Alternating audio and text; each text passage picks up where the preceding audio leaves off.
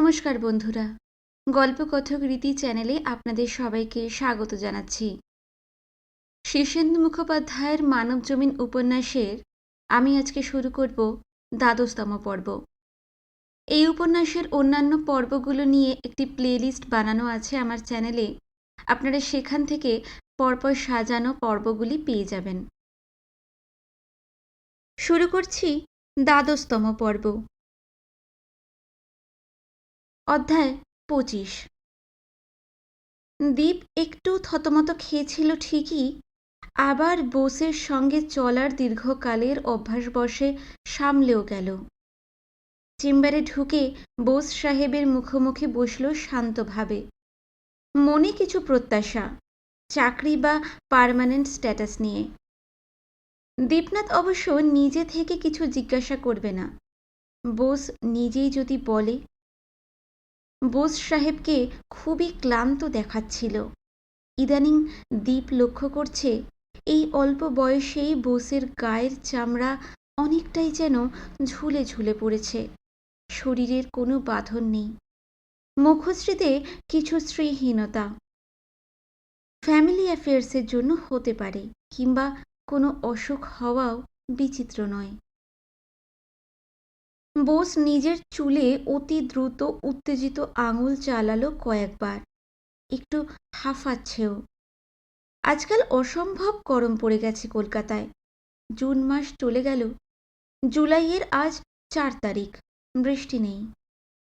কলকাতায় আজকাল বৃষ্টি কম হয়, গরম ক্রমেই বাড়ছে। বৃক্ষহীন শহরের বাতাস বিষিয়ে যাচ্ছে ধীরে ধীরে। এই গরমে বোসের মতো আরামপ্রিয় নধরকান্তিদের হাঁপ ধরা স্বাভাবিক। তবু কেমন সন্দেহ হয় দীপনাথের, লোকটার শরীর হয়তো ভালো নেই। বোস কিছু বলার আগেই তাই দীপনাথ হঠাৎ বলে ফেলল, ইদানিং কোনো মেডিকেল চেক আপ করিয়েছেন মিস্টার বোস? বোস সাহেব বেশ কষ্টকর একটা শ্বাস ছেড়ে বলল, না তো। কেন? আপনার বয়স বেশি নয় জানি, তবু একটা মেডিকেল চেক আপ করিয়ে রাখা ভালো। বোস একটু অবাক হয়ে চেয়ে থেকে বলে, কেন বলুন তো? আমি তো বেশ ভালোই আছি। আমি বলছি না যে আপনি অসুস্থ, তবে চেক আপের হ্যাবিট রাখা ভালো। বিশেষ করে যারা রেসপন্সিবল পোস্টে কাজ করে তাদের জন্য এটা দরকার। অন্তত হার্ট, প্রেশার আর sugar. Hell with those things. শুনুন, কোম্পানি আপগ্রেডেড হচ্ছে। দীপনাথ অপমান হজম করে অভ্যস্ত। প্রথম কথাটা তাই গায়ে মাখল না। দ্বিতীয় কথাটা শুনে একটু নড়ে চড়ে বসল। বলল, মালিকরা রাজি হয়ে গেল তাহলে? ভার্বালি ফাইনাল ডিসিশন আহমেদাবাদে গিয়ে জানাবে, তবে কথার নড়চড় বড় একটা ওদের হয় না। তাহলে আপনি কি এই কোম্পানিতেই থাকছেন? সম্ভবত। ওরা আমাকে আহমেদাবাদ হেড অফিসে যাওয়ারও অফার দিয়েছে। সেকেন্ড অফার দিল্লির নতুন ব্রাঞ্চের চার্জ। আমি কোনোটাতেই রাজি হইনি। ইস্টার্ন জোনে আমার পাওয়ার অনেক বেশি। সে কথাও ঠিক। আগামী কয়েক মাসে এখানে অনেক রদবদল হবে। আমি যদি শেষ পর্যন্ত থাকি তবে আপনি একটা ভালো পজিশন পাবেন। সাবধানে মুখ তুলে দীপনাথ জিজ্ঞেস করল, কি রকম পজিশন? 4 জন অ্যাসিস্ট্যান্ট ম্যানেজার নেওয়া হবে। আপনি ওই 4টে পোস্টের একটা পেতে পারেন। আবার বলছি, আমি যদি থাকি। আমার ডিসিশন এখনো ফাইনাল নয়। আর যদি ব্যাঙ্গালোর যান তাহলে? তাহলেও ওপেন অফার আছে। কাল রাতেও বলছিলাম আপনিও যেতে পারেন। কিন্তু আপনারই যে কোনো নিশ্চয়তা নেই মিস্টার বোস। বোস মাথা নাড়ল। না, আমার কোনো নিশ্চয়তা এখনো নেই, তবে হয়তো দিন শতকের মধ্যে সব ঠিক হয়ে যাবে। আপনি তো অনেকদিন অপেক্ষা করলেন, আর তো মোটে 7-8টা দিন। মালিকরা ফিরে গিয়েই বোর্ডের মিটিং ডাকবে, তবে সেই মিটিং নামকা ওয়াস্তে। ডিসিশন যা হওয়ার তা এখানে আজই বলতে গেলে হয়ে গেল। তবু আপনি ব্যাঙ্গালোরে যাওয়ার ব্যাপারটা ঝুলিয়ে রাখলেন কেন? There is another problem. কাল রাতে সেটা নিয়েও আপনার সঙ্গে ডিসকাশন হয়েছিল। মিসেস বোস? এক্স্যাক্টলি। প্রবলেমটা কি?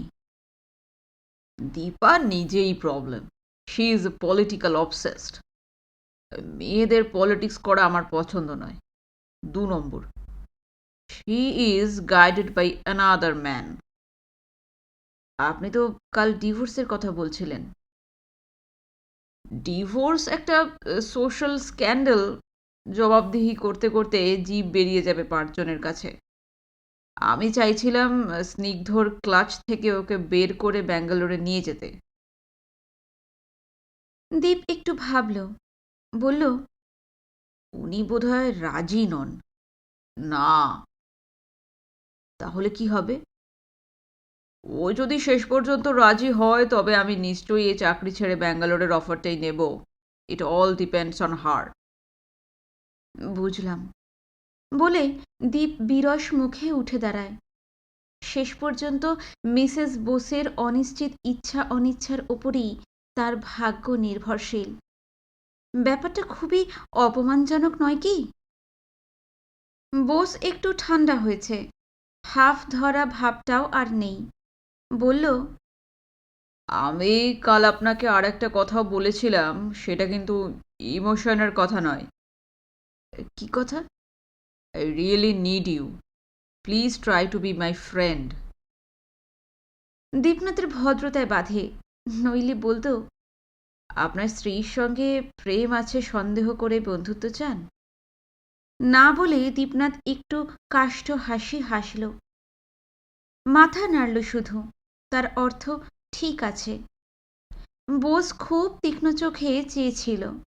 হঠাৎ চোখ নামিয়ে টেবিলের একটা কাগজ খামোখা দেখতে দেখতে বলল, আমি জানি কাজটা আপনার পক্ষে বেশ শক্ত। ইন রিয়ালিটি আপনার ওপর কিছু ইনজাস্টিস হয়েছেও, কিন্তু সেগুলো মেরামত করা অসম্ভব নয়। মিসেস বোসের মতামতটা কবে জানা যাবে? জানি না, তবে আজ আমি আরেকবার ট্রাই করব। একবার স্নিগ্ধদেবকে অ্যাপ্রোচ করুন না। বোস এইবার চোখ তুলে বেশ কিছুক্ষণ চেয়ে থাকে, তারপর ধীর স্বরে বলে, লোকটাকে আমি চিনি। প্রথম দিকে ওপেনলি কয়েকবার আমাদের বাসায় এসেছেও। কথাবার্তায় ভীষণ ভদ্র, হাসিটাও খুব সুইট, কিন্তু অসম্ভব স্টাবার্ন। ও যদি কোনো কিছু স্থির করে থাকে তবে তা মরলেও বদলাবে না। তাছাড়া আপনি কি মনে করেন নিজের স্ত্রীকে কোনো ব্যাপারে রাজি করাতে অন্য কারোর সাহায্য নেওয়াটা ওয়াইজ ডিসিশন? সেটা অবশ্য ভেবে দেখিনি। ম্লান হেসে বোস বলে, আমাকেই ভাবতে হবে। দীপনাথ বিনীতভাবে বলল, যদি অনুমতি দেন তবে আমি একবার এই রিমোট কন্ট্রোলটির কাছে অ্যাপ্রোচ করতে পারি। Remote control? বলে বোস অবাক হয়ে তাকায়। ওই যে স্নিগ্ধদেব, যিনি আড়াল থেকে মিসেস বোসকে চালাচ্ছেন। Remote control? বলে হঠাৎ হেসে ওঠে বোস। খুব জোরে নয়, তবু সেটা হাসি। মাথা নেড়ে বলে, রিমোট কন্ট্রোল, এক্স্যাক্টলি। কিন্তু আপনারও তার কাছে যাওয়ার দরকার নেই। স্বামী স্ত্রীর ব্যাপারে ঠিক ওভাবে ফয়সালা হয় না। তবু আপনার অফারের জন্য ধন্যবাদ। আপনি আজ চলে যেতে পারেন। আমার আজ আর আপনাকে দরকার হবে না। Call it a day. Debnath বেরিয়ে এলো। বাইরে হা হা করছে রোদ। ফুটকড়াই ভাজা গরম। টেরি লিনের নিশ্ছিদ্র শার্টের তলায় গা ভিজে গেল ঘামে। আনমনে রাস্তা পার হলো দীপনাথ। হাতে অনেকটা সময় আছে। এই খড় গ্রীষ্মের দুপুরে তার কোথাও যাওয়ার নেই। বোস যদি ব্যাঙ্গালোরে না যায় তবে সে এই কোম্পানির অ্যাসিস্ট্যান্ট ম্যানেজার হবে কোনোদিন। কিন্তু অতটা ভাবতে একটু কষ্ট হয় তার। বোস সাহেব যতই বলুক লোকটা ধুরন্ধর, কোনো না কোনো দিক থেকে লোকটার ওপর প্রেশার রাখতে হবে। কিন্তু বোস সাহেবকে প্রভাবিত করার কোনো পথ পায় না দীপ। স্নিগ্ধদেব, একবার স্নিগ্ধদেবের কাছে খুব যেতে ইচ্ছে করে দীপনাথের। সেই হয়তো এক ছদ্মবেশী ট্রটস্কি, সেই হয়তো ভারতের ভাবী প্রধানমন্ত্রী। স্নিগ্ধদেবী হয়তো সেই মানুষ যার জন্য পৃথিবী অপেক্ষা করছে।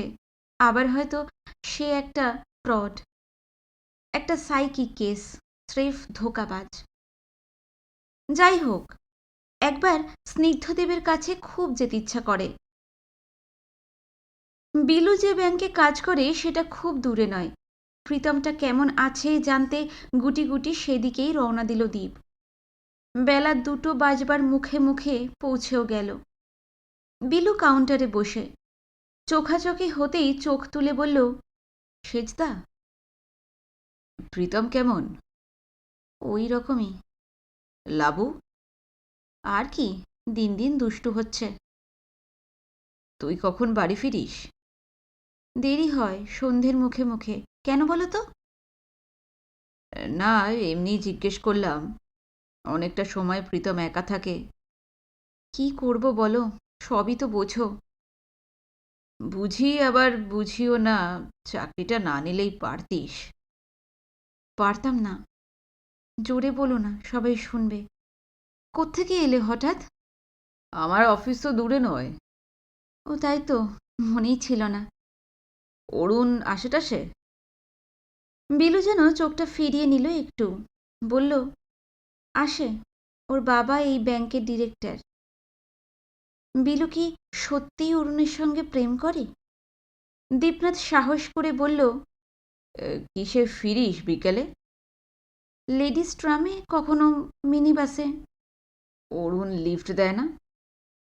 বিলু কি একটু ভয় পেল? কেমন যেন দেখালো মুখখানা। ধরা পড়া ভালো।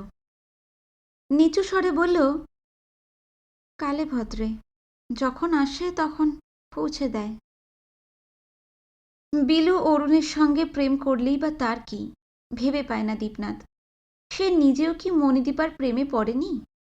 ওটাও পরস্ত্রী, এটাও পরস্ত্রী। তবু মানুষ এমনই অন্ধ, এমনই নিকৃষ্ট যে নিজের বেলা আর পরের বেলা দুরকম চোখ নিয়ে দেখে। দীপনাথও অবিকল তাই। নিজেকে একদিন দীপনাথ হয়তো এই জন্যই ঘৃণা করতে শুরু করবে। নিজেকে ঘৃণা করার অনেকগুলো কারণ ঘটতে শুরু করেছে। দীপনাথ উদাস মনে জিজ্ঞেস করল, আজ কখন ফিরবি? দেরি আছে, 5টার আগে তো নয়। দীপনাথ ঘড়ি দেখে বলল, একটু আগে বেরোতে যদি পারিস তবে আমিও সঙ্গে যেতে পারতাম। তুমি যাও না বাসায়, ও তো একা আছে। তোমাকে পেলে ভীষণ খুশি হবে। আমি ছুটি হলেই তাড়াতাড়ি চলে যাব। দীপনাথ ভাবতে লাগলো। ব্যাংকের লোহার শাটার নেমে এলো সদর দরজায়। লেনদেন বন্ধ। কোথায় যাবে বা কোথাও যাবে কি না তা আজ ঠিক করতে পারছিল না দীপনাথ। সে কি সত্যিই মণিদীপার কাছে রঞ্জনের কথা নিয়ে চুগলি করছিল? ভাবলে এখনো কান লাল হয়ে ওঠে যে। না রে, যাই, আজ অন্য কাজ আছে বলে দীপনাথ কাউন্টার ছেড়ে চলে আসতে আসতেও একবার কি ভেবে বিলুর দিকে ফিরে দেখল। বিলুকে একটু অন্যরকম লাগছে না? কেন লাগছে? কয়েকদিন ধরেই যেন একটু অন্যরকম। না, বিলুর চুল আর রুক্ষ নয়, এক বেনিতে বাঁধা। ভ্রু কি প্লাক করে বিলু আজকাল? হতে পারে, তবে ঠোঁটে ন্যাচারাল কালারের লিপস্টিক যে দিয়েছে তা স্পষ্টই বোঝা যায়। মুখের উজ্জ্বল রং প্রমাণ করে মুখেও আজকাল কোনো দামি মেকআপ ব্যবহার করে সে। চোখে কি একটু আবছা কাজলও দিয়েছে? দীপনাথের ফিরে তাকানো দেখে বিলুও চেয়েছিল। দীপনাথ তাই চোখ ঘুরিয়ে নিয়ে চলে আসে। মনটা খারাপ লাগে, খুব খারাপ লাগে। হয়তো চাকরি করতে গেলে মেয়েদের একটু সাজতেই হয়। এর পিছনে হয়তো অন্য কারণ নেই, তবু কেন মনটা খারাপ হলো আজ দীপনাথের? বিলুর ভাবনাটা শেষ করেনি দীপনাথ। ভাবতে ভাবতেই প্রচণ্ড রোদের রাস্তায় ছায়া দেখে দেখে হাঁটছিল। বিলু আজকাল আগের মতো গামড়ামুখী নয়, বেশ কথা টথা বলে, হাসিটাসেও। বয়সটাও যেন যথেষ্ট কমে গেছে। এসব থেকে অবশ্য কোনো পাকা সিদ্ধান্তে আসতে পারে না দীপনাথ, কিন্তু বুকের মধ্যে একটা মন খারাপের বাতাস বইতে থাকে। এই জনকোলাহল, মানুষে মানুষে বিচিত্র সব সম্পর্ক, সংসারে জীবন ও মৃত্যুর মাঝখানে হরেক জটিলতা, অপমান, দুঃখ ও অভাববোধ, এই সব ছাড়িয়ে ওই বহু দূরে এক মহান শ্বেতবর্ণের পর্বত দাঁড়িয়ে আছে তার জন্য, শুধু তারই জন্য। দীপনাথ বরফ কাটা কুড়ুল নেবে না, নাল লাগানো জুতো পরবে না, সঙ্গে নেবে না অক্সিজেন সিলিন্ডার, দড়ি বা তাঁবু। সে একদিন এমনই সাদামাটা ভাবে রওনা দেবে সেই উত্তুঙ্গ প্রেমিক ও প্রভুর কাছে। নিজের তুচ্ছতাকে বিসর্জন দেবে সেই মহিমময়ের অতুলনীয় মহত্বের মধ্যে। একদিন কি পাহাড় ডাকবে না তাকে? আজ হঠাৎ সেজদা ব্যাংকে এসেছিল। বিলু একটু দুশ্চিন্তার সঙ্গে বলে। অরুণ গাড়ি চালাচ্ছিল, মুখ না ফিরিয়েই বলল, সো হোয়াট? সেজদা কখনো আসে না তো? তা বলেই কি আসতে নেই? তোমার সব অদ্ভুত অদ্ভুত প্রবলেম। সেজদা ব্যাংকে এসেছিল কেন তা নিয়েও মাথা ঘামাতে হবে নাকি? অরুণ ঠিক এসব ব্যাপার বুঝবে না। ওদের পরিবার সম্পূর্ণ অন্য ধরনের। ওরা অন্য রকম মানুষ। অঢেল টাকা, অপার স্বাধীনতা। পরিবার থেকে কোনো বাধা নিষেধ নেই। বাপে ছেলেতে একসঙ্গে বসে মদ খায়, একই ক্লাবে ফুর্তি করতে যায়, মেয়ে মানুষ নিয়ে খোলাখুলি আলোচনা করে। বিলু তাই দাঁতে ঠোঁট কামড়ে একটু ভেবে বলল, জিজ্ঞেস করছিল যে তুমি আমাকে লিফট দাও কিনা। দিই তো। দাও, সে তো ঠিকই, এখনো তো দিচ্ছ। বললাম যে সেজদা কথাটা জানতে চাইছিল। অরুণ গাড়িটা একটু আস্তে করে বলল, প্রবলেমটা কি একটু বলবে খোলাখুলি? সেজদা জানতে চাইলো তো তাতে কি হলো? ভাবছি সেজদা আমাদের নিয়ে কিছু ভাবছে কিনা। কি ভাববে? সন্দেহ তো করতে পারে কিছু। Love affair? যদি ধরো তাই। অরুণ হাসল। কথাটা তো মিথ্যেও নয়। I love you. ইয়ার কি করে না। সেজদা একটু সেকেলে, হয়তো ফ্রেন্ডশিপ বোঝে না, উল্টো পাল্টা কিছু ভেবে বসে আছে। সেটা কি কোনো অ্যাংজাইটির ব্যাপার আমাদের? তুমি যেমন আছো তেমনই থাকবে। লোকে যা খুশি ভাবতে পারে। আমরা তো বাচ্চা ছেলে মেয়ে নই, ভালো মন্দ বুঝি। বোঝো? বিলু একটু হাসে। আলবাদ বুঝি। তাহলে বলো তো, এই যে আমাকে লিফট দিচ্ছ, এটা ভালো না মন্দ? রাবিশ বিলু, এসব নিয়েও তুমি ভাবো নাকি আজকাল? তুমি একদম পাল্টে গেছো। কি রকম? আগে তোমার এত সংকোচ ছিল না, কত ফ্রি ছিলে। আজকাল ফ্রি নই? একদম নও। সেজদার সঙ্গে সঙ্গে তুমিও একই লাইন অফ থটস ধরে ফেলেছ। সংসারে, বিশেষ করে আমাদের মতো মধ্যবিত্ত সংসারে বেশি ফ্রিডম ভালো নয় অরুণ। কে তোমাকে এসব শেখাচ্ছে বলো তো? কি শেখাবে? নিজেই বুঝতে শিখছি। বিলু, পৃথিবী তো পিছিয়ে যাচ্ছে না। চারদিকে চেয়ে দেখো, কত মুক্ত হয়ে আছে সমাজ, কত অবাধ হচ্ছে। নিজের মনের মধ্যে মাথা কুটে মরার সংস্কার থাকলে স্বাধীনতার অর্থই থাকে না। তোমাকে স্বাধীন করবে কে? বকো না তো, বকবকানি একদম ভালোবাসি না। অরুণ খুব হাসল, বলল, কেমন দিলাম আজ তো একখানা ভাষণ ছেড়ে। কলেজে ডিবেটিংয়ে বলতে সে একরকম ছিল, এখন তো দামড়াটি হয়েছ। আচ্ছা, now I shall hold my tongue and let you love. Bilu খানিকক্ষণ থম মেরে রইল, তারপর হঠাৎ বলল, তুমি একটা ব্যাপার লক্ষ্য করেছ অরুণ? কি বলো তো? আমার ভুল হতে পারে, আগে বলো, প্রীতমকে আজকাল তুমি কেমন দেখছো? কেমন মানে? মানে প্রীতমকে আগের মতোই কি তোমার রুগ্ন লাগে? অরুণের মুখে হাসি নেই, গম্ভীর মনোযোগে খানিকক্ষণ ভাবল, তারপর বলল, হয়তো খুব খুঁটিয়ে লক্ষ্য করিনি। Is there any improvement? বললাম তো, আমার চোখের বা মনের ভুল হতে পারে, তাই তোমাকে জিজ্ঞেস করছি। আমি লক্ষ্য করিনি। তুমি কিছু দেখেছো? মনে হয় খুব সামান্য একটু, যেন ভুলই হবে হয়তো, তবু। বিলু আর বলল না, বোধহয় ভালো কথা বলতে নেই বলি। অরুণ গম্ভীর মুখেই বলল, ঠিক আছে, আজ লক্ষ্য করে দেখব। দেখার কিছু নেই, তেমন কিছু হলে তোমার নজরে এমনিতেই পড়তো। তার কোনো মানে নেই। প্রীতমের সঙ্গে দেখা হয় বটে, কিন্তু খুব ইনসেনসিটিভ ভাবে তো ওকে লক্ষ্য করি না। মনটা হয়তো নানা রকম চিন্তায় ব্যস্ত থাকে। মানুষ তো কত সময় একটা জিনিস দেখেও দেখে না। বিলু ভ্রুকুচকে সামনের কাচের ওপাশে গতিশীল রাস্তাঘাট দেখছিল।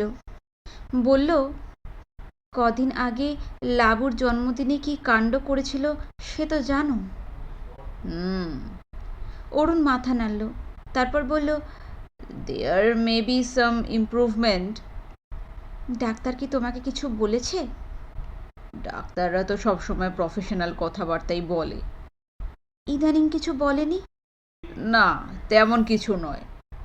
ডাক্তারকে একবার জিজ্ঞেস করবে? আজই তো যাচ্ছি প্রীতমকে নিয়ে, জিজ্ঞেস করব। আজই অ্যাকুপাংচারের ডেট নাকি? অরুণ বিস্ময়ে ভ্রু তুলে বলল, না তো, আজ আচার্যি কবিরাজের ডেট। ভুলে গেছো? আমি আজকাল ভুলে যাই, এত চিন্তা মাথায়, অথচ অনেক কিছু মনেই রাখতে পারি না। ন্যাচারাল, তোমার অবস্থায় যে কারোরই হতো। বিলু একটু স্মিত মুখে বলল, তুমি তো মনে রেখেছ, আমার ভরসা যে তুমি। এই কথায় অরুণের ফর্সা রং রাঙা হলো। বাজে কথা বলো না। কৃতজ্ঞতা জানাচ্ছি বলে ভেবেছ নাকি? কখনো সব জানিও না, তাতে রিলেশনটা হালকা হয়ে যায়। কি মুশকিল, কৃতজ্ঞতা জানায়নি তো, তবু বকছো কেন? অরুণ চুপচাপ কিছুক্ষণ গাড়ি চালালো। বিলু বলল, মুডটা হঠাৎ খারাপ করে ফেললেন নিজের দোষেই। অরুণ হঠাৎ হেসে ফেলল এবং চমৎকার দেখালো তাকে। বলল, লিভ ইট। প্রীতম বাবুর যদি কোনো ইমপ্রুভমেন্ট হয়ে থাকে তবে সেটাই আপাতত বড় কথা। ময়দানের ভিতর দিয়ে খুব আস্তে গাড়ি চালাচ্ছে অরুণ, অন্যমনস্ক, গম্ভীর। বিলু নিজের মনে মনে আর একবার সম্মোহিত হয়। এই একটি লোককে সে চেনে যে নিজের প্রশংসা একটুখানি শুনলে লজ্জায় রাঙা হয় এবং কখনো কখনো রেগে যায়। অরুণের অনেক গুণের মধ্যে এই একটা গুণ সবচেয়ে বেশি আকর্ষণ করে বিলুকে। অথচ অরুণ কত ব্যাপারে কতই না প্রশংসা পাওয়ার যোগ্য, কিন্তু সেসব বলার কথা বিলুর মনেও থাকে না। অরুণ অরুণের মতোই, সেটা আবার তাকে বলার কি? আজ হঠাৎ মুখ ফসকে বলে ফেলেছিল। বিলু খানিকক্ষণ ভেবেচিন্তে বলল, প্রীতমকে বাইরে থেকে যেমন মনে হয়, ও মোটেই সেরকম নয়। ওর মনের জোর সম্পর্কে আমার এতদিন কোনো ধারণাই ছিল না। আজকাল খুব স্বামীর প্রশংসা করে বেড়াচ্ছ যে। যেটুকু বলার সেটুকু বলবো না কেন? অরুণ আবার সিরিয়াস হয়ে বলে, কথাটা মিথ্যে নয়। He is a fighter, a tough fighter. হয়তো সেই জোরটার জন্যই লড়তে পারছে। তোমার কি মনে হয় না মনের জোর থাকলে অসুখ সেরে যেতে পারে। I believe in science. মনের জোর জিনিসটা ফেলনা নয়, কিন্তু তার ক্ষমতার সীমা আছে। প্রীতম পারবে না বলছো? পারতে পারে, নট ইম্পসিবল। কিন্তু তুমি চাইছো না যে আমি ওর মনের জোরের ওপর নির্ভর করে কোনো আশার কথা ভাবি। অরুণ প্রথমে জবাব না দিয়ে মলিন মুখ করে হাসল একটু, তারপর বলল, কথাটা অবশ্য তাই দাঁড়ায়। কেন চাইছো না অরুণ? প্রীতম যদি ভালো হয়ে ওঠে তো লক্ষ্যবার ওয়েলকাম, কিন্তু তুমি যে কোনো ইভেনচুয়ালিটির জন্য তৈরি থাকলেই ভালো। তাতে কোনো শখই তোমাকে ভেঙে ফেলতে পারবে না। ডাক্তাররা যে রুগীদের মনের জোর রাখতে বলে, সেটা তাহলে কি? সেটাও দরকার, কিন্তু মনের জোরটাই সব নয়। একবার আমার স্কুলের অ্যানুয়াল পরীক্ষার আগে টাইফয়েড হয়েছিল। দিন চারেক টেম্পারেচার ঠায় 104-এ দাঁড়িয়ে। তখনও টাইফয়েডের মডার্ন ট্রিটমেন্ট বেরোয়নি। 4 দিনের দিন রক্ত পরীক্ষা করে টাইফয়েড ধরা গেল।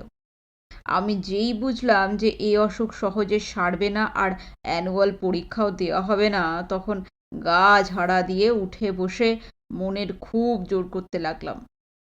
বছর নষ্ট হওয়ার আতঙ্কে জোরটা বেশ ভালোই দিয়েছিলাম। সন্ধেবেলা টেম্পারেচার 97-তে নেমে গেল। ডাক্তাররা পর্যন্ত হা, কিন্তু কয়েক ঘন্টার জন্য। তারপরেই তেড়ে জ্বর এলো, আবার 104। 30 দিনের দিন ভাত খাই। খুবই স্তব্ধ হয়ে বসে থাকে বিলু। ঠোঁট দুটো লিপস্টিক সত্ত্বেও ভারী শুকনো দেখায়।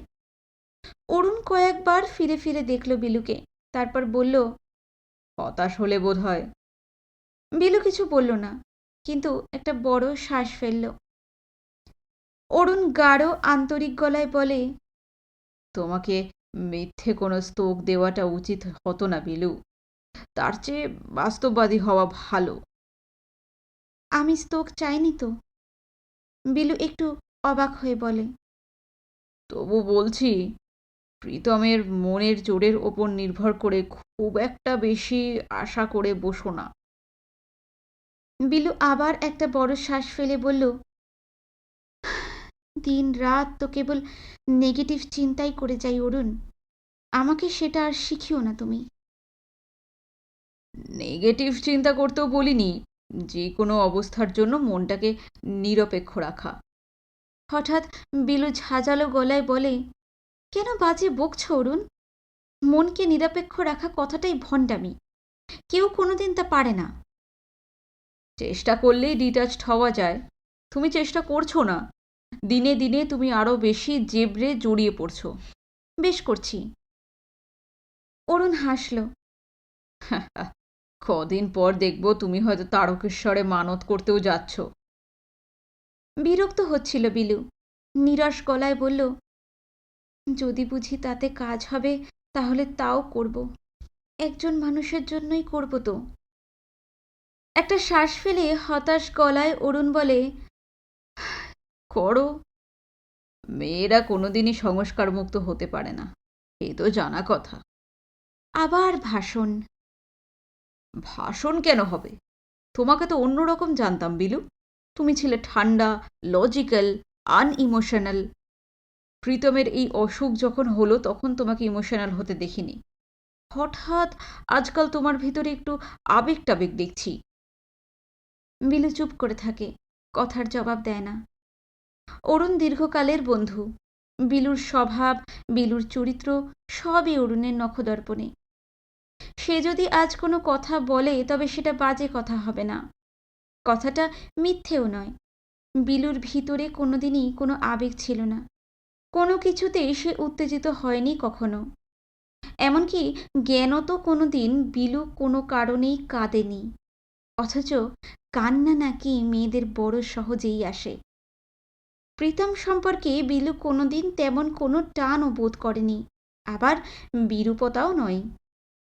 কিন্তু এই সেদিন যখন লাবুর জন্মদিনে রোগা লোকটা বিছানায় বসে প্রাণপণে বেলুন ফোলানোর চেষ্টা করছিল, তখন হঠাৎ সেই সামান্য দৃশ্যটা দেখে হঠাৎ বিলুর ভিতরে খান খান শব্দে কি যেন ভেঙে গেল। হঠাৎ এলো আবেগ, হঠাৎ এলো ভয়। প্রীতম মরে যাবে, এই সত্যটাকে সে শান্ত বিষাদে গ্রহণ করে নিয়েছিল।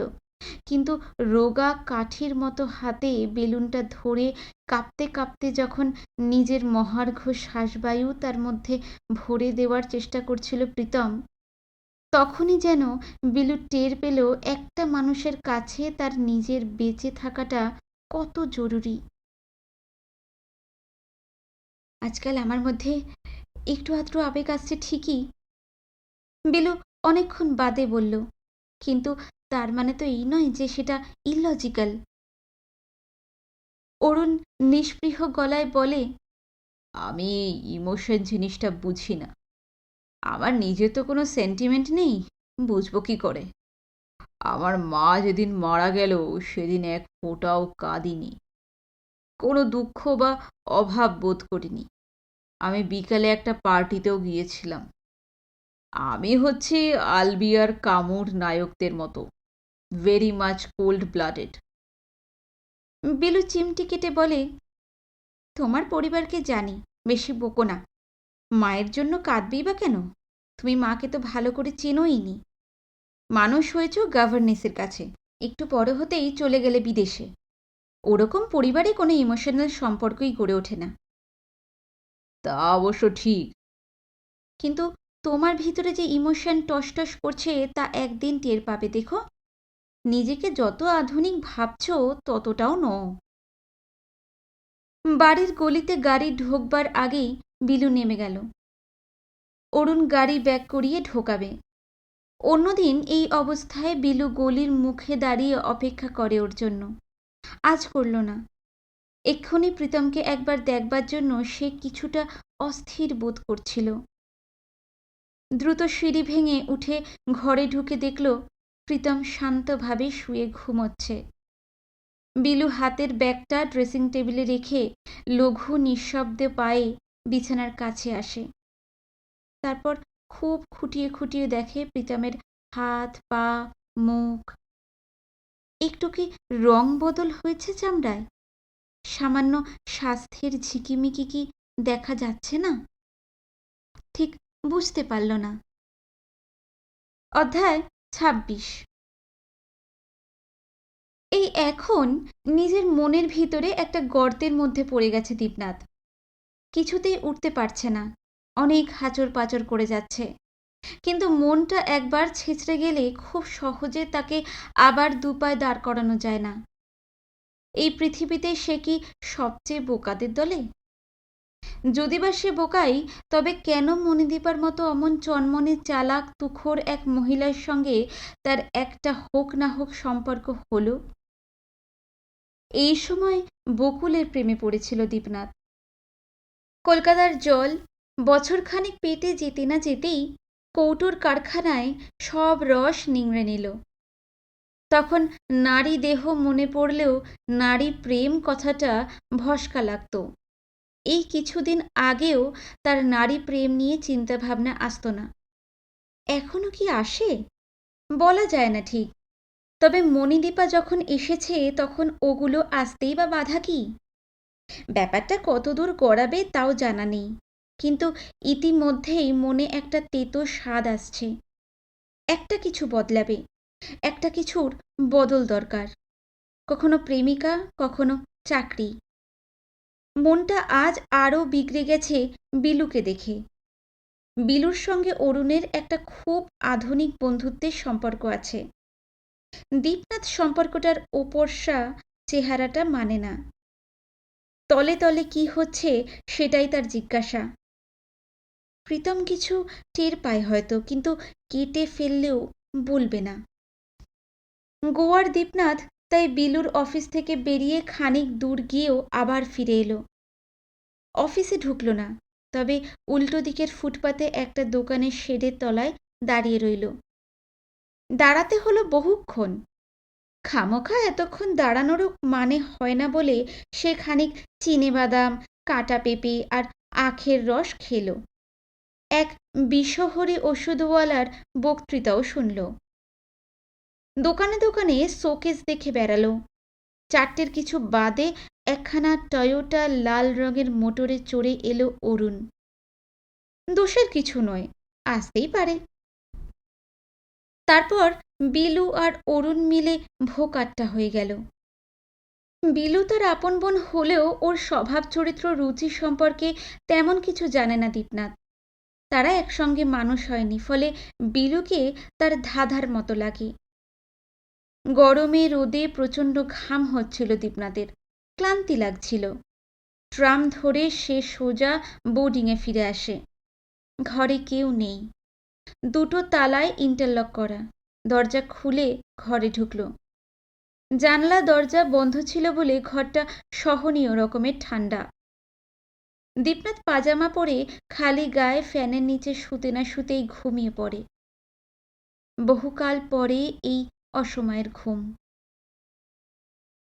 সন্ধেবেলা ঘুম ভাঙতে দেখল ফুড ইন্সপেক্টর ভদ্রলোক তার বিছানায় বসে খুব চোর চোর চোখে তাকে দেখছে। রুমমেটদের সঙ্গে আলাপ পরিচয় প্রায় নেই বললেই হয় দীপনাথের। 3 জন অচেনা লোক একটা ঘরে রাত কাটায় মাত্র। সারাদিন যে যার ধান্দায় ব্যস্ত থাকে। দীপনাথের মনে পড়ল ফুড ইন্সপেক্টরের নাম সুখেনবাবু। একটু খাপছাড়া গোছের লোক, 40-40 বয়স হবে, এখনো বিয়ে করেননি। মোটা সোটা লম্বা ফর্সা আলিশান চেহারা, কিন্তু খুবই নম্র ও লাজুক। গুনগুন করে মাঝে মাঝেই রবীন্দ্রসঙ্গীত ও অতুল প্রসাদী বা রজনীকান্তের গান করেন। গলা যে সুরে বাঁধা তা গুনগুন থেকেই বোঝা যায়। বিছানার ওপর লম্বালম্বি একটা নাইলনের দড়িতে ঝোলানো সুখেনবাবুর রাজ্যের জামাকাপড় পাহাড় হয়ে থাকে। জামাকাপড় ময়লা হলে সেগুলো কাচাকাচির হাঙ্গামায় না গিয়ে উনি নতুন জামা প্যান্ট কিনে আনেন। পুরনোগুলো ওইভাবে জমে যাচ্ছে। এরকমভাবে কত জামা হবে তা একবার জানতে ইচ্ছা করে দীপনাথের। সুখেনবাবু রাতের দিকে সামান্য মদ খেয়ে আসেন, সেটা গন্ধেই টের পায় দীপনাথ। এছাড়া ভদ্রলোকের আর কোনো দোষের কথা তার জানা নেই। আজ ঘুম ভেঙে দীপনাথ সুখেনবাবুর সুরেলা গুনগুন শুনতে পেল। ও চাঁদ চোখের জলে। দীপনাথ টপ করে উঠে বসে বলল, বেশ গলা তো আপনার, শিখতেন নাকি? সুখেনবাবু ভারী লজ্জা পেয়ে মুখ লুকিয়ে একটু হাসেন। চোখে ভারী চশমা, যেটা স্নানের সময়ও খোলেন না। খালি গায়ে রং ফেটে পড়ছে, কিন্তু বুক, পিঠ, কাঁধ, এমনকি কানে পর্যন্ত প্রচুর লোম। মুখে প্রায় সর্বদাই পান। হেসে বললেন, হাহা, এখনো শিখি। একটু জোরে করুন শুনি। ভদ্রলোক আপত্তি করলেন না। আর একটু গুনগুন করে সুর এবং কথা ঝালিয়ে নিয়ে অনুচ্চ স্বরে হঠাৎ গাইতে শুরু করলেন, ও চাঁদ চোখের জলে লাগলো জোয়ার। বড় প্রিয় গান দীপনাথের। চোখে জল এসে যাচ্ছিল। লোকটা ভালো গায়। গোটা 4-5 গানের পর পাড়ার দোকানে চা আর টোস্টের কথা চাকরটাকে দিয়ে বলে পাঠালো দীপনাথ। জুত করে বসে বলল, বাড়িতে কে কে আছে? বাবা আছেন, মা মানে সৎমা আছেন। বাড়ি কোথায়? এই তো জয়নগর, যেখানকার মোয়া বিখ্যাত। জানি, যাইনি কখনো। কাছেই। আপনি নিজে বাড়ি যান না? কখনো সখনো, খুব কম। ভাইটাইরা কি করে? নিজের ভাই নেই, তবে সৎ ভাই বোন আছে। তারা এন্ডিগেন্ডি অনেক, ছোট ছোট সব। এখনো কিছু কাজ টাজ করার মতো বয়স হয়নি। তাহলে তো আপনার লায়াবিলিটিসও আছে। তা আছে, মাসে মাসে টাকা পাঠাতে হয়। বাবা কি করেন? কিছুই নয়, আগে কিছু জমি জমা ছিল, তা সে সব প্রায় সবই বেচতে হয়েছে। এখন মেরে কেটে 2-4 বিঘে আছে হয়তো। আপনার টাকাতেই চলে? চলে কিনা কে খোঁজ নিচ্ছে, তবে চলে যায় নিশ্চয়ই কোনো রকমে। দেশের অবস্থা খুব খারাপ। লোকের যে কি করে চলছে সেটা একটা রহস্য। দীপনাথ একটু অন্যমনস্ক হয়ে বলে, তা ঠিক। সুখেন গম্ভীর হয়ে বলেন, মাসে 30-40 টাকা আয় করে এমন লোকও যে কি করে বেঁচে আছে সেটা ভেবে পাই না, কিন্তু আছে। আপনি বিয়ে করেননি? সময়ই পেলাম না। 18 বছর বয়স থেকেই রোজগারের ধান্দায় বেরিয়ে পড়তে হলো। বাবার দ্বিতীয় পক্ষের সংসার নইলে কে টানতো বলুন? সুখেনবাবু এমনিতে লাজুক হলেও বোধহয় নিজের কথা কাউকে বলতে চান কিছু। আজকাল লোকে প্রাণ খোলসা করে প্রাণের কথা বলার মতো লোক পায় না। কাউকে হঠাৎ পেয়ে গেলে পাকা ফোড়া ফেটে গেলে যেমন গলগল করে পুজ রক্ত বেরিয়ে আসে, দীপনাথ ঠিক করল লোকটার সঙ্গে ভাব করবে। বলল, আপনার বোধহয় বাবার সঙ্গে বনিবনা নেই?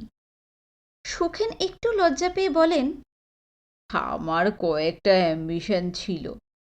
বাবা যদি বুড়ো বয়সে বিয়েটা না করতো তাহলে আমার পক্ষে লেখাপড়া আর গান বাজনার শখ মেটানো অসম্ভব হতো না। আপনার তো এমন কিছু বয়সও হয়নি, এখনো পারেন। মনটাই বুড়ো হয়ে গেছে। সৎমার সঙ্গে বনিবনা কেমন? সুখেন একটু চুপ করে থেকে বলেন, বনিবনার প্রশ্ন নেই। বাবা যখন বিয়ে করেন তখন আমি বড় হয়ে গেছি, কাজেই সৎমার পক্ষে অত্যাচার করা সম্ভব ছিল না।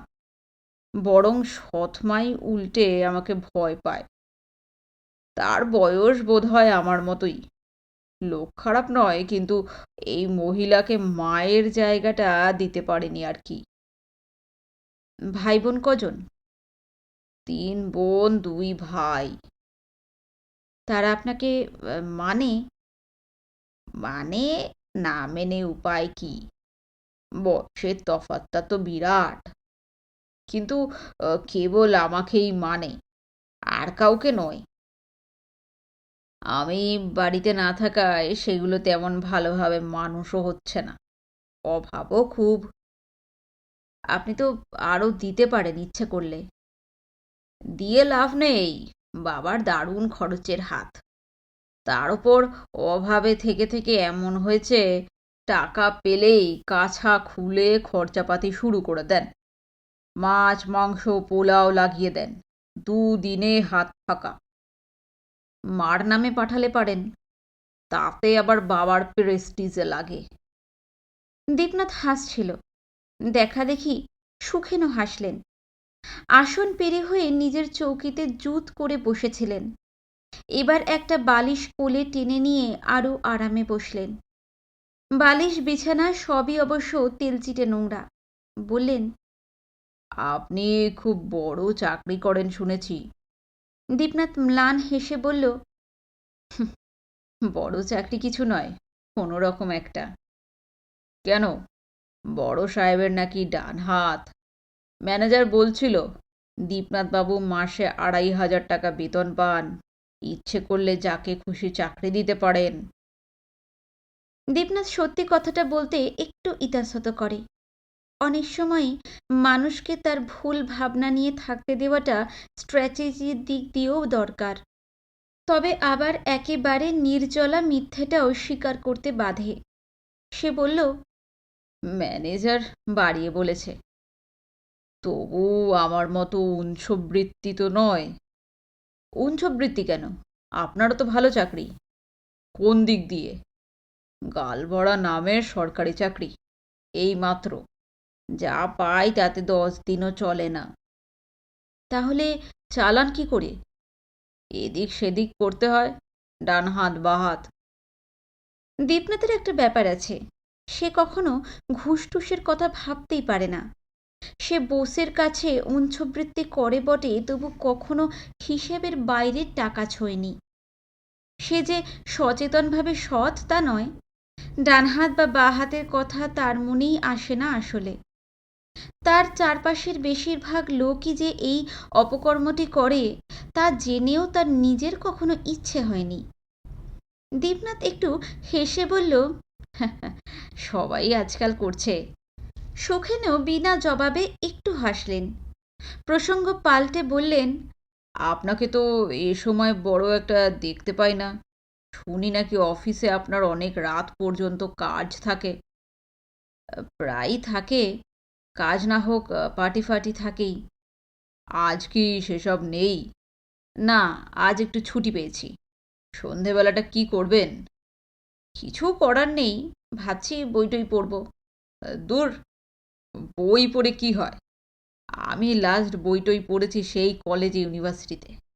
এখন শুধু খবরের কাগজখানা সকালে একবার দেখি। দীপনাথ বইয়ের পোকা। আজকাল অবশ্য বোস সাহেবের হ্যাপা সামলে বোর্ডিংয়ে রাত করে ফিরে পড়তে ইচ্ছা করে না। রাতে বাতি জেলে রাখলে রুমমেটদেরও অসুবিধা। কথাটা শুনে একটু বিরক্ত হয় দীপ, তবে কিছু বলল না। সুখেন বললেন, আজ আমার সঙ্গে চলুন, একটু খাওয়া দাওয়া করে আসি। আমিই খাওয়াবো। দীপনাথ একটু ইতস্তত করে। সুখেনকে সে প্রায় চেনেই না। এত অল্প পরিচয় একটা লোকের পয়সায় খাওয়া কি উচিত? তার দ্বিধা দেখে সুখেন একটু করুণ মুখ করে বললেন, আপনার সঙ্গে বন্ধুত্ব তো হয়েই গেল, তাই বলছিলাম।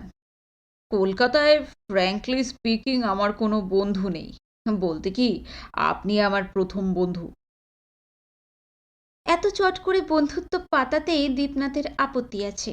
তবে সুখেন লোকটা বোধহয় বাস্তবিকই একা এবং বন্ধুহীন।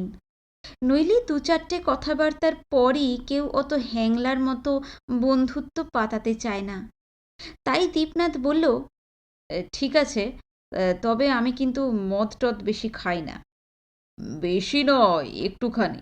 জাস্ট ফুর্তি করা আর কি। চলুন। তাহলে আর দেরি নয়, উঠে পড়ুন। দীপনাথ ওঠে। এ কথা ঠিক যে কলকাতা শহরটা দীপনাথের নখদর্পণে নয়। এখনও এর অনেক কানা গলি গোলকধাঁধা তার চেনা নেই। সুখেন একটা টানা রিকশা ডেকে ঘরের দরজায় দাঁড় করিয়ে বলল, ট্যাক্সি পাওয়ার বহু ঝামেলা। যেখানে যাব সেখানে একবার ট্যাক্সি ঢোকেও না। সুখেনের সঙ্গে টানা রিকশায় খুবই চাপাচাপি বোধ করছিল দীপনাথ। সুখেন বেশ স্বাস্থ্যবান, দীপনাথও নেহাত কম যায় না, ফলে চাপে মাজা ভেঙে যাওয়ার জোগাড়। সুখেন তার মধ্যে বসেই মহা আনন্দে গুনগুন করে দুঃখ আমার প্রাণের সখা গাইতে লাগলেন। রিকশা হ্যারিসন রোড ধরে গিয়ে চিত্তরঞ্জন অ্যাভিনিউতে পড়ল। খানিক এগিয়ে ডান হাতে যে গলিতে ঢুকল সেটায় কোশমিন কালে দীপনাথ আসেনি। তারপর আরও গলি, আরও সরু ও অন্ধকার গলির পর গলি। সুখেন হাঁফসে পড়া রিকশাওয়ালাকে এমনভাবে পথ চিনিয়ে নিয়ে যাচ্ছিল, মনে হয় উনি চোখ বুজে সব দেখতে পান। পশ্চিমা রিকশাওয়ালাটির ন্যাড়া মাথায় পর্যন্ত ঘাম জমে গেছে। কষ্ট হচ্ছিল দীপনাথের। বলল, চলুন না, বাকি পথটা হেঁটে যাই। আর দরকার কি, প্রায় এসে গেছি। রিকশাওয়ালাটার জন্য মায়া হচ্ছে। মায়া করবেন না, ওরা খুব হার্ডি, আমাদের মতো নয়। এই নিষ্ঠুরতা ভালো লাগলো না দীপনাথের। চুপ করে রইল। রিকশাকে অবশেষে থামতে বললেন সুখেন। সামনে একটা এঁদো বাড়ি। সেটা কত উঁচু তা এই সরু গলিতে সন্ধ্যের আবছা আলোয় ঠাহর করা মুশকিল। সুখেন নেমে ভাড়া দিতে গিয়ে রিকশাওয়ালার সঙ্গে একটু বচসা বাঁধালেন। তারপর দীপনাথকে বললেন, আসুন। এখানে কি কোনো রেস্টুরেন্ট আছে? দীপনাথ অবাক হয়ে জিজ্ঞাসা করল। বলতে কি, বাড়িটার চেহারা দেখে সে একটু হতাশও হয়েছে। একেবারে অবাঙালি পাড়া। নর্দমা আর রোদহীন বাতাসের ভ্যাপসা গন্ধ আসছে। কম আলোর ভুতুড়ে গলি। আমি ফুড ইন্সপেক্টর, সব ঘাঁটি চিনি, নিশ্চিন্তে আসুন। সরু সিঁড়ি বেয়ে বাড়ির দোতলায় সুখেনের পিছু পিছু উঠে এলো দীপনাথ। সুখেন একটা ফ্ল্যাটের দরজার পর্দা সরিয়ে গটগট করে ঢুকলেন। কোনো রেস্টুরেন্ট বলে মনেই হয় না। সামনের ঘরটা ঠিক যেন কারোর বাড়ির খাওয়ার ঘর। একটা মাত্র ডাইনিং টেবিল ঘিরে গোটা 6 চেয়ার। স্টিক লাইট জ্বলছে। চারদিকে ফানুসের মতো আকৃতির আরও কয়েকটা ঘর সাজানোর বাতি ঝুলছে সিলিং থেকে। দেওয়ালে মুখোশ, তীরধনুক, বিদ্ধ এবং মরা প্রজাপতি সাজানো। বাড়িটা চুপচাপ। শুধু ভিতরের কোনো ঘর থেকে ক্ষীণ রেডিওয়ে বিবিধ ভারতীয় শব্দ আসছে। কেউ তাদের রিসিভ করল না। সুখেন গিয়ে ডাইনিং টেবিলের চেয়ার টেনে বললেন, বসুন, ওই কোণে বেসিন আছে, হাত ধুয়ে আসতে পারেন। এটা কারোর বাড়ি বলে মনে হচ্ছে। বাড়ি তো, কিন্তু কাম রেস্টুরেন্ট। পাবলিকের জন্য নয়, বাঁধা খদ্দের। যারা চেনে তারাই আসে। লোক কই? আসবে, খেতে হলে এসব জায়গায় ভালো। এরা ঠিক প্রফেশনাল নয়, তাই যত্ন করে খাওয়ায়। পুরনো বাড়ি বলেই বোধহয় ঘরটায় তেমন গরম নেই। একটা আদ্যিকালের ডিসি পাখা ঘুরছে ওপরে। একটু ধূপকাঠির গন্ধও রয়েছে। দীপনাথ জিজ্ঞেস করল, এরা কি চিনে? দোআঁশলা। খাঁটি চিনেম্যান এখানে পাবেন কোথায়? কথা বলতে বলতেই এক বয়স্কা চীনে মহিলা এসে নিঃশব্দে দাঁড়ায়। মোটাসোটা, হাসি খুশি, স্তনহীন, স্বর্ণদন্তী। পরনে কামিজ আর ঢোলা পাজামা, পায়ে রবার শোলের খড়ম। সুখেন অল্প কথায় অর্ডার দিলেন। মহিলা চলে গেলে দীপনাথকে জিজ্ঞেস করলেন, শুয়োরের মাংস খান তো? দীপনাথ খায়, একটু ঘেন্না হলেও খায়। হেসে মাথা নাড়ল। সুখেন বলেন, এরা ওইটা ভালো করে। খাবার এলো একটু বাদেই। প্রন চাউমিন আর পর্ক চপ, পরিমাণে প্রচুর এবং অত্যন্ত সুন্দর গন্ধ ও স্বাদ। সঙ্গে 2 বোতল বিয়ার, কাঁচা পেঁয়াজ এবং স্যালাড। দীপনাথ খেয়ে বুঝল বহুকাল সে এত ভালো খাবার খায়নি। সুখেন ভ্রু তুলে জিজ্ঞেস করেন, ভালো নয়? দারুণ। ভালো খেতে চাইলে আমাকে বলবেন। এরকম আরো বহু খাওয়ার জায়গা আছে কলকাতায়। আমার জানা ছিল না। অনেকেই জানে না। দীপনাথ হাসল। সুখেন খেতে খেতেই বলেন, আমার বিয়ের কথা জিজ্ঞেস করছিলেন না, তখন আপনাকে সত্যি কথাটা বলিনি। কি কথা?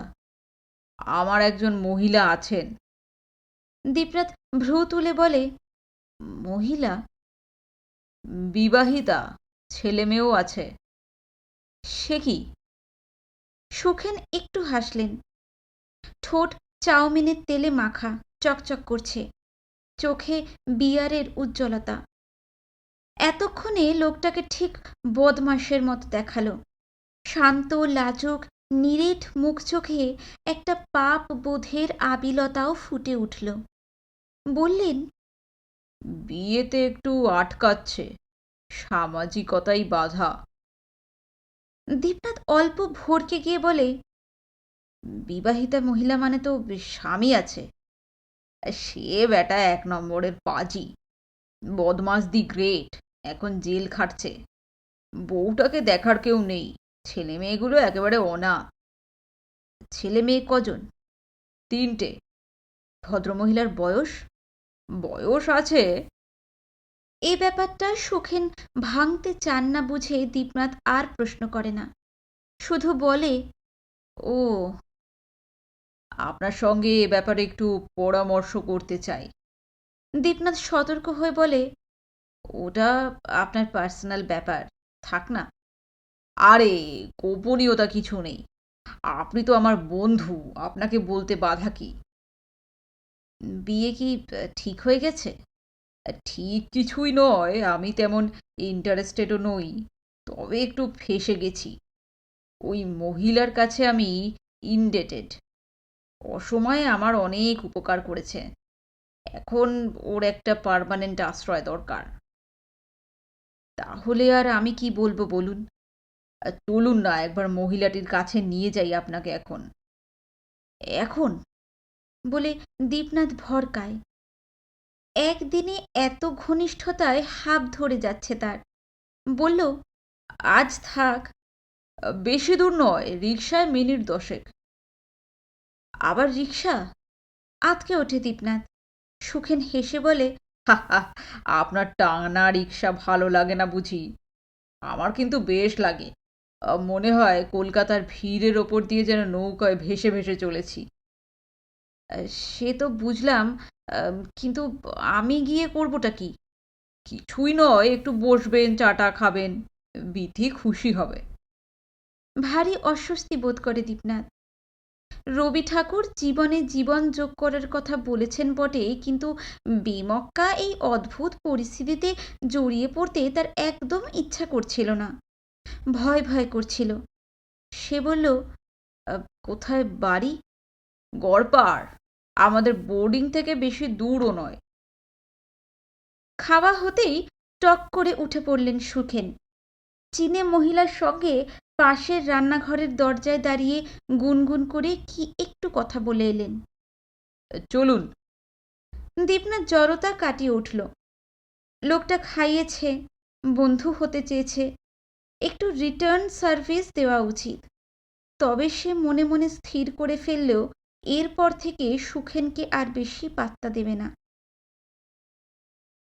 রিকশায় উঠে আবার দীর্ঘ রাস্তা পেরিয়ে নিজেদের বোর্ডিংয়ের সামনে দিয়েই গড়পাড়ের দিকে চলল তারা। সুখেন গুনগুন করে একটা নজরুল গীতি গাইছিলেন। শেষ পর্যন্ত সুখেন 2 বোতল বিয়ার টেনেছেন, দীপনাথ কষ্টে সৃষ্টে 1 বোতল। বেশ ঝিমঝিম করছে শরীর।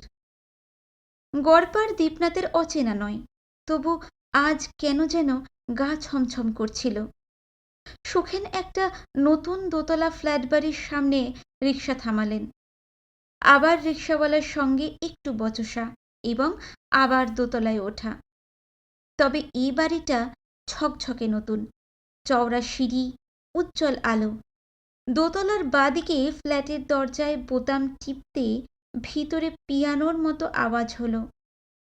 দরজা খুলল একটা 19-20 বছরের মারকাট যুবা। তার চোখ মুখে ছমছমে স্মার্টনেস। শরীরখানা বেতের মতো মেদহীন এবং শক্ত সমর্থ, কিন্তু মোটা সোটা নয়। গায়ে একটা স্যান্ডো গেঞ্জি, পরনে গাঢ় খয়েরি রঙের বেলভাটস, মাথায় লম্বা চুল, গালে কোমল দাড়ি, গোঁফ, চোখে চশমা। খুব ভদ্র ও নরম গলায় বলল, আসুন আসুন, মা এইমাত্র ফিরল। সুখেন বললেন, তুমি বেরোচ্ছ নাকি? হ্যাঁ। এই ইনি হচ্ছে দীপনাথ চ্যাটার্জি, আমার বন্ধু। বলে দীপনাথের দিকে ফিরে বললেন, বিথির বড় ছেলে স্বস্তি সেন্ট জেভিয়ার্সে পড়ে। দীপনাথ খুবই হতভম্ব হয়ে গেছে। বিথির এত বড় ছেলে? তবে বিথির বয়স কত? ঘর দোর বেশ বড়লোকদের মতো সাজানো গোছানো। ভালো সোফা সেট, বুককেস, রেডিওগ্রাম সবই আছে। মেঝে একটা উলের ছোট কার্পেট পর্যন্ত। দীপনাথ আরো হা হয়ে গেল। এরা তবে মোটেই গরিব নয়। সুখেন তাকে বাইরের ঘরে বসিয়ে রেখে চট করে ভিতরের ঘরে চলে গেলেন। অনেকক্ষণ কেউ এলো না। শুধু একটু বাদে স্বস্তি একটা হাওয়াই শার্টের বোতাম লাগাতে লাগাতে বেরিয়ে যাওয়ার সময় বলে গেল, বসুন, চা আসছে। একটু বাদেই সুখেনের পিছু পিছু চায়ের ট্রে হাতে এলেন বৃথি, এবং দীপনাথের যা কখনো হয় না, সে প্রথম দর্শনেই এই 3 ছেলেপুলের বয়স্কা মায়ের প্রেমে পড়ে গেল। বিথির যে বয়স হয়েছে তা তার অদ্ভুত সৌন্দর্য ভেদ করেও বোঝা যায়। 40-এর কাছাকাছি বয়স হবে, লাগে 27-28। বেশ লম্বা, দারুণ ফর্সা, সবচেয়ে চোখে পড়ে 2খানা মায়াবী এবং পুরু ঠোঁট। টসটস করছে আহ্লাদে। এত সুন্দর ঠোঁট খুব কমই দেখেছে দীপনাথ। তাছাড়া মুখখানায় সৌন্দর্য যতটা, তার চেয়ে ঢের বেশি কমনীয়, নরম, একরকম সহৃদয় ভাব। শরীরটা একটু মেদ ভারে আক্রান্ত, তবু মানিয়ে গেছে। জংলা ছাপা শাড়ি পরে আছেন, খাটো ব্লাউজ, দুহাতে সোনার দুটি বালা।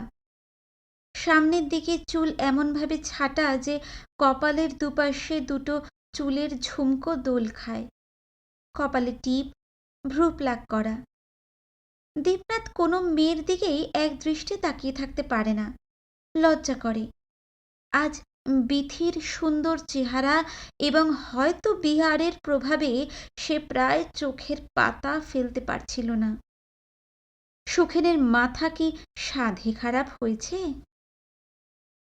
বিথি বেশি আদব কায়দার ধার না ধরে প্রথমেই বলে ফেললেন, দেখুন তো ভাই, আপনাকে নিয়ে আসবে যদি ফোনেও একবার জানিয়ে দিত, তাহলে একটু যত্নাতির ব্যবস্থা করতাম। এই তো আধ ঘন্টা আগে রান্নার লোকটাকে ছুটি দিয়ে দিলাম। আমরা খেয়ে এসেছি, দীপনাথ বলল, এবং তার নিজের কানেই নিজের গলা অন্যরকম শোনালো। সুখেনের মুখে একটা আহ্লাদের হাসি লেগে আছে তো আছেই, এক মুহূর্তের জন্য বন্ধ হচ্ছে না। উনি বললেন, সে কথা কি বলতে বাকি রেখেছি, কিন্তু বিথি না খাইয়ে ছাড়বে না। বিথি চা এগিয়ে দিয়ে উল্টো দিকে বসে বললেন, ফ্রিজে মাংসের ঘুগনি আছে, একটু বসুন, গরম করে দেব। পেটে জায়গা নেই, পারবো না। দীপনাথ কাতর স্বরে বলে, জায়গা হয়ে যাবে, বসুন না, খিদে পেয়ে যাবে ক্ষণ। হোটেলে মেসে থাকেন, ওরা কি খাওয়ায় তা তো জানি। হাতের আঙুলগুলো লক্ষ্য করছিল দীপনাথ। বিথির মতো এত সুন্দর লম্বাটে ললিত আঙুল সে জীবনে দেখেনি। চায়ে নিঃশব্দে ছোট একটা চুমুক দিয়ে বিথি বললেন, আজ অফিস থেকে ফিরতেও দেরি হয়ে গেল। রান্নার গ্যাসও ফুরিয়েছে, দুদিন হলো। স্টোভ জেলেই সব করতে হবে। কষ্ট করবেন কেন? কোনো দরকার নেই। সৌন্দর্যের সঙ্গে একটা আত্মসচেতনতাও মিশে আছে কিনা ভাবছিল দীপনাথ। কয়েকটা কথাতেই বিথি জানিয়ে দিলেন যে তার বাসায় টেলিফোন, ফ্রিজ এবং গ্যাস উনুন আছে। আজকাল মধ্যবিত্তদের ঘরে এসব থাকে এবং তারা এই নিয়ে খুব আত্মপ্রসাদও বোধ করেন। বিথির আত্মসচেতনতার কথা ভেবে একটু খারাপ লাগলো দীপনাথের। বিথি ভারী সুন্দর হাসেন, দাঁত ঝকঝকে এবং হাসলে মাত্র অর্ধেক দেখা যায়, বাকি অর্ধেক ঠোঁটে ঢাকা থাকে। সব মিলিয়ে বিথি অতীব কাম উত্তেজক। তাকিয়ে থেকে দীপনাথ নিজের অসহনীয় উত্তেজনা টের পায়। ভিতরে গর্জন করছে এক ঘুম ভাঙা বাঘ। আশ্চর্য, কোনোদিন মণিদীপাকে দেখে ঠিক এরকমটা হয়নি, অথচ বিথির বয়স মণিদীপার চেয়ে অনেক বেশি। বাড়িতে আর কারো সারা শব্দ নেই। বিথি বললেন, এই সময় কেউ বাড়িতে থাকে না। ছোট ছেলে টিউটোরিয়ালে যায়, মেয়ে এখন লখনৌতে, ওদের স্কুলের এক্সকারশনে গেছে। আপনি হয়তো বিশ্রাম করতেন, অসময়ে আমরা এলাম। ভদ্রতা করে দীপনাথ বলে, ও মা, বিশ্রামই তো করছি। কারো কারোর সঙ্গে বসে কথা বলাটাও বিশ্রাম। কথাগুলোর তেমন মানে নেই, শুধু শুনতে ভালো। দীপনাথকে এখানে সুখেন আনলেন কেন তা সে বুঝতে পারছিল না এখনো পর্যন্ত, তবে অপেক্ষা করছিল। ঘণ্টাখানেক গেলে বিথি বললেন, যা গরম পড়েছে, একটু ঠান্ডা বিয়ার খান, ফ্রিজে আছে। ঘুগনিটাও গরম করে আনি? না না করল দীপনাথ। বিথি শুনলেন না। ফলে আবার বিয়ার এবং মাংসের ঘুগনি পেটে চালান হলো। মাঝপথে হঠাৎ সুখেন উঠে বললেন, কাছেই একজন লোকের সঙ্গে দেখা করে আসছি, একটু বসুন দীপনাথবাবু, মিনিট 40। আমিও বরং উঠি। না না, বসুন না, গল্প করি, বিথি বললেন। খুবই ভয় ভয় করল দীপনাথের। সেই সঙ্গে জেগে উঠল ঘুমন্ত লোভ, কাম, সব কিছু। সদর দরজা বন্ধ করে এসে বিথি বললেন, চলুন আমার বাসাটা আপনাকে ঘুরে দেখাই। কি হবে বা হতে পারে তা যেন জানত দীপনাথ। একটা চমৎকার মধুর ফাঁদের মতো ব্যবস্থা। সে যে ফাঁদে পা দিচ্ছে তাও জলের মতো পরিষ্কার। সুখেনটা রাস্কেল, কিন্তু এই অভিজ্ঞতাটারও যেন দরকার ছিল দীপনাথের। বিথি তাকে শোয়ার ঘরে নিয়ে এলেন। চমৎকার ঘর, মস্ত খাটে নরম বিছানা, মৃদু সবুজ আলো জ্বলছে। আলোটা কি থাকবে? বিথি ব্যবসায়িক গলায় জিজ্ঞেস করেন। থাক। বিথি সাবধানে জানলার পর্দাগুলো টেনে দিলেন। ঘরের মাঝখানে বোকার মতো দাঁড়িয়ে দীপনাথ ভাবল, এত সহজ, এত সহজ, অথচ এত সুন্দরী